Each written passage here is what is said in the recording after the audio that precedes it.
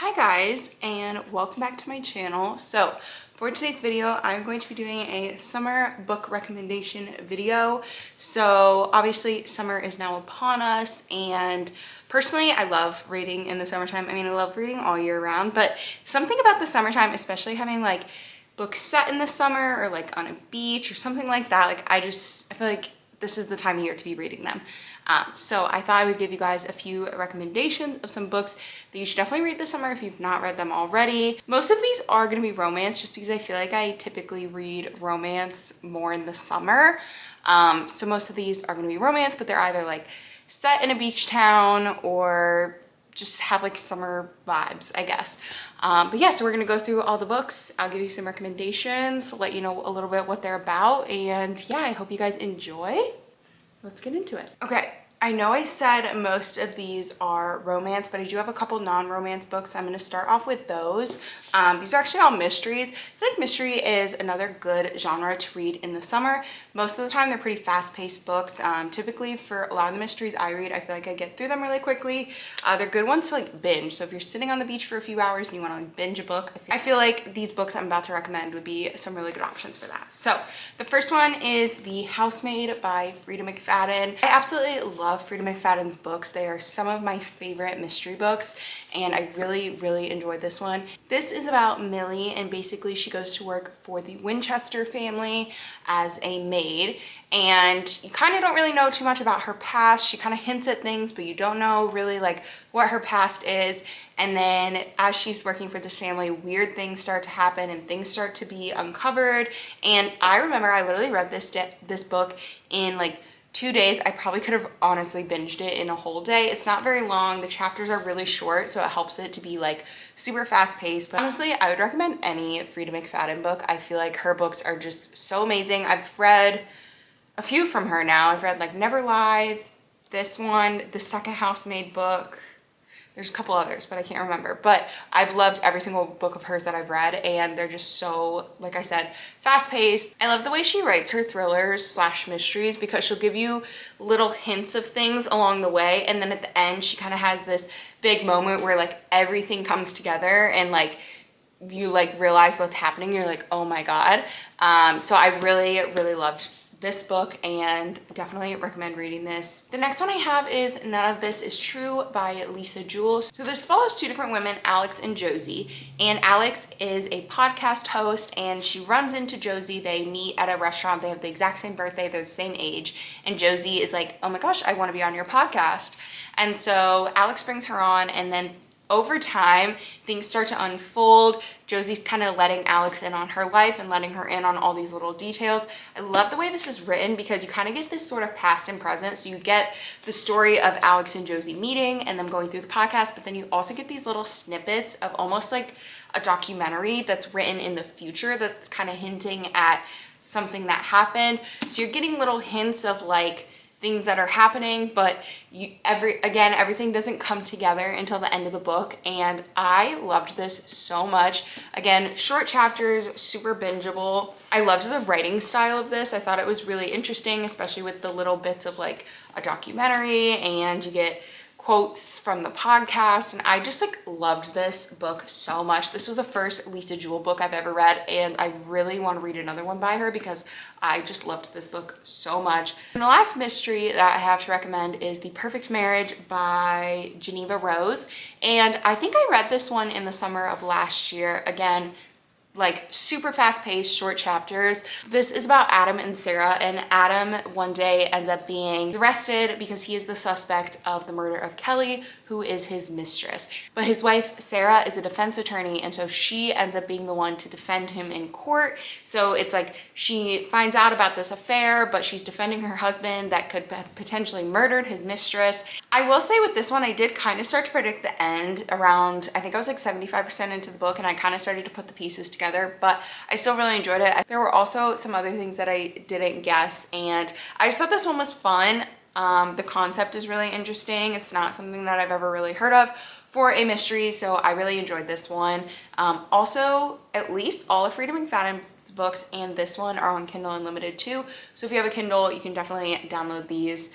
I don't know about the Lisa Jewell book, but I know all of Freida McFadden's books for sure are on Kindle Unlimited. Okay, so I have one kind of like non-fiction-ish book before I get into all of my romance, and that is Malibu Rising by Taylor Jenkins Reid. This book I feel like is a perfect summer book because it is set in the summertime in California in Malibu, and basically this follows the Riva siblings, more specifically Nina Riva, but it kind of follows all of them, and it's over the course of one day following their like annual, I think it's at the end of summer party. Yeah, it follows their annual end of summer party, but then you get flashbacks of their parents meeting and them growing up. Their parents were famous, and so it's kind of like their childhood in the spotlight. And then also their relationship with each other as siblings, the things that are going on in their own personal lives. And I just loved this book so much. I am a huge fan of Taylor Jenkins Reid's. I don't know why I always struggle when I say that, but I'm a huge fan of her writing. I just love the story she tells, the way she develops her characters. You feel so like close to them and you feel like you genuinely know them by the end of the story and like they're real people. And I just absolutely love each of the siblings. They're all so different, but they all have such an incredible story, and kind of seeing how that all ties together, especially seeing how their parents' lives and what their parents went through affected them as they grew up. It's just like, oh, I love this book so much. Next we have Every Summer After by Carly Fortune. So if you have not heard of this book, which I would be shocked if you haven't, because I feel like this was all over Book Talk like last summer or 2 summers ago. I can't remember when it came out, but I love this book so much. I gave this book 5 stars. Like, it is so good. Thinking back now, would I still give it 5 stars? I don't know, because I feel like my taste has changed so much in the last year of books, but like I still remember loving this book, loving these characters. This is a childhood friends to lovers, sort of then enemies, then to lovers again. It has a past and present timeline following Persephone and Sam. Percy would always spend her summers in this little beach town, and that's where she met Sam, and it kind of follows them throughout the summers as they grew up as best friends. And then you get this jump to the future where they're no longer talking and you're trying to figure out what exactly happened between them. And I just loved the characters in the story. Childhood friends to lovers is always going to be one of my favorite tropes. I don't know what it is about it. I just like absolutely love that trope, and I loved the characters in this. I feel like this is just a perfect summer read. It's obviously set in the summertime on like in the little, is it a beach town or they're on a lake? I can't remember, but either way, it's just like the perfect summer setting. Next up, I'm gonna recommend a series, and this is the Windy City series by Liz Tom Ford. So this is a series of interconnected standalones. I do recommend reading them all though, because obviously you'll get spoilers from like the other books if you skip a book. But this follows different athletes in Chicago, which I love because I live in Chicago, so it's so fun. But the first one is about a hockey player, second one is about a basketball player, and then the third one is about a baseball player, and then the fourth one actually comes out this summer. I'm so excited for it. But even though I wouldn't say they're necessarily like summer themed or take place in the summer, I feel like it is a fun romance series to binge in the summer. If you're into sports romances, I feel like you would absolutely love this. Again, these are on Kindle Unlimited, so you can easily download them, and I just love this series so much. There's a lot of like found family in them, and just the relationships between all the characters I love so much. First book I gave 4 stars, and then the second and third books I both gave 5 stars, and I am very picky with my 5 stars. So if I gave it 5 stars, you know it's a good book. Next up, we have a new release that just came out last month, I want to say, and that is Just for the Summer by Abby Jimenez. Absolutely love Abby Jimenez's writing. I'm like obsessed with her, but this book is probably one of my favorites she's written. So this is about Emma and Justin, and they both kind of think that they have this sort of curse going on where they date someone and then they break up, and then the next person that their ex dates is like the one that they marry and all that kind of stuff. And so Emma sees that Justin writes a Reddit post about this, and she's like, oh my gosh, like I have the same thing that happens to me. So they decide that they are going to fake date and then hopefully break the curse for each other. And so they'll break up, and then they'll find their like one true love. Emma is a traveling nurse, so she goes for one of her assignments to the city where Justin lives. They meet up, they date, but then they both have things going on in their personal lives that I feel like just really added depth to the characters in the stories, and they sort of form more of a friendship than anything before they kind of, you know, start to develop feelings for each other. But I just loved this so much. Both characters are just so caring and loving, and I feel like I could relate to both of them.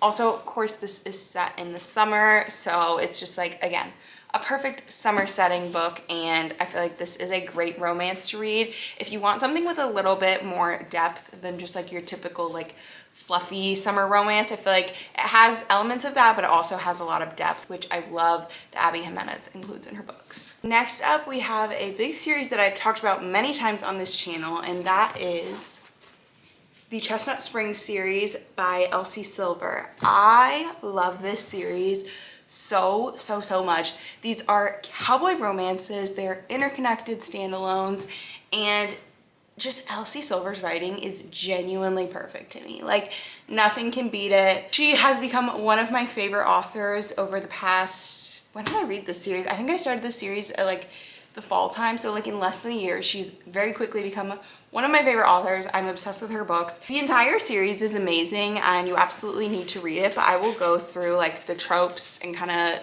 briefly, very short, what each one is. So Flawless is an enemies to lovers. He is a bull rider and she is his like PR manager. Heartless is a single dad trope. She becomes the nanny. So good. Powerless is childhood friends to lovers. He's a hockey player, she's a ballerina. He literally like helps her escape on her wedding day, and then they go on this road trip together, and it is like so good. Like I said earlier, absolutely love childhood friends to lovers. Reckless is like, she calls it secret baby trope. It's kind of hard to explain it, but basically they have like a one night stand. She has a kid, he doesn't know that it's his kid, sort of thing. I'm obsessed with it. He's also a bull rider. It's just so good. The last one is fake dating, but they decide to fake date because of a bet, and I love this one so much. Beau is like incredible. He's amazing. But if you have not read the Chestnut Springs series yet, please read it. I feel like it's a perfect summer series. To me, it makes me think of like the Hannah Montana movie when she's back home in Tennessee. Like those vibes in like that town is exactly what I picture Chestnut Springs being like.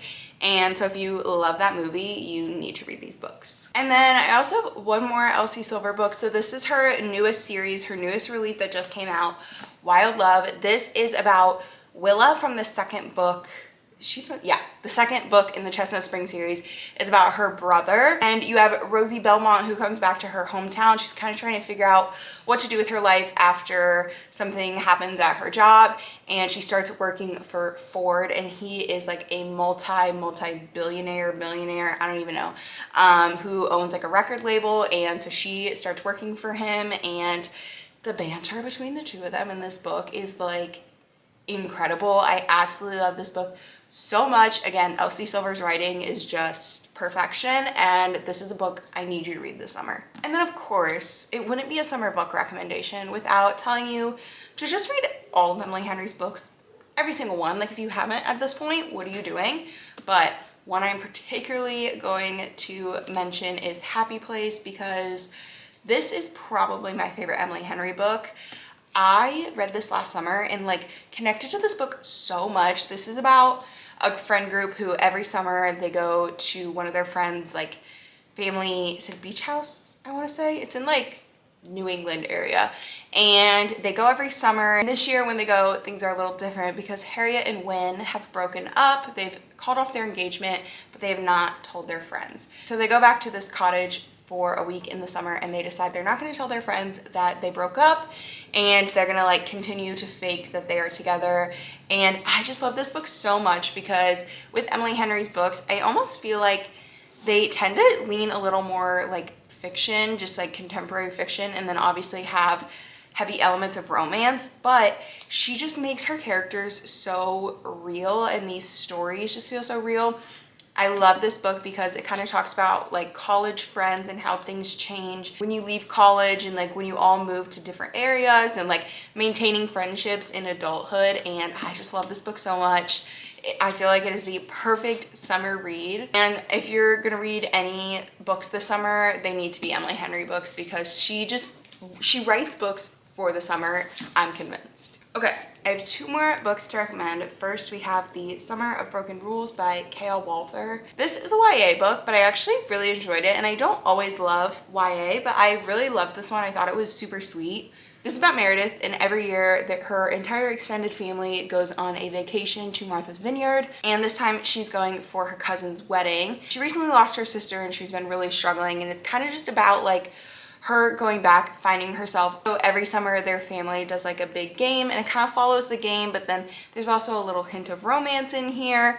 Obviously not with a family member, it is with someone that is not in her family who's also there for the wedding.